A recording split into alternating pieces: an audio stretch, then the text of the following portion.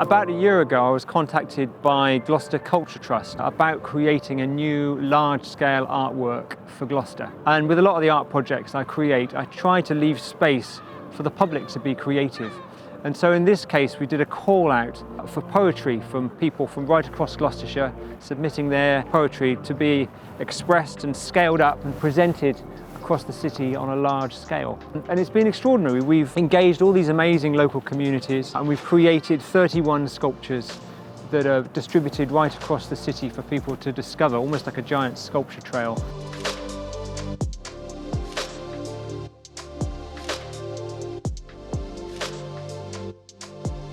When I was looking through the poetry submissions, it just drove home to me something that I kind of already know, the rich kind of tapestry of different artists that we have here. That just needs a platform, and this is the perfect thing to give it to them. I mean, the idea that somebody has written out these pieces and they live in the area that they've been put up, they get to walk past that and see that every day.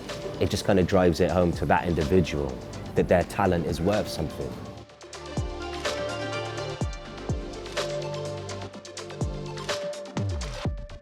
So it's been a massive feat to get all of the work across the city at 31 different locations, but we've had amazing support from loads of different members from the community, and they've all chipped in, got dirty with the paint, and it's been an amazing response.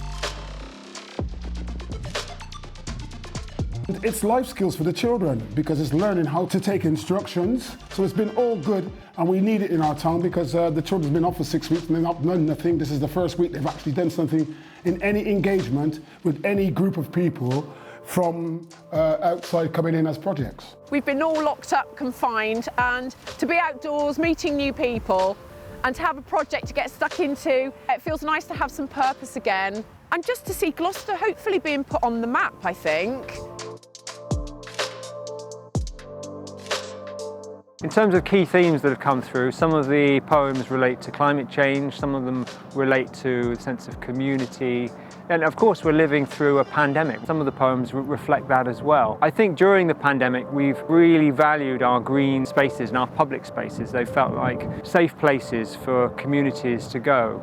And so it made sense to be able to create poetry and artwork in those safe spaces. With the easing of lockdown, people can now have the freedom to come and explore the city, read the letters and enjoy making a little route of it. At the park yesterday, once everything was finished, it was great to see families running around and the kids reading the letters as they ran around. So I think people are really going to love the project and it's going to be a good thing for the city.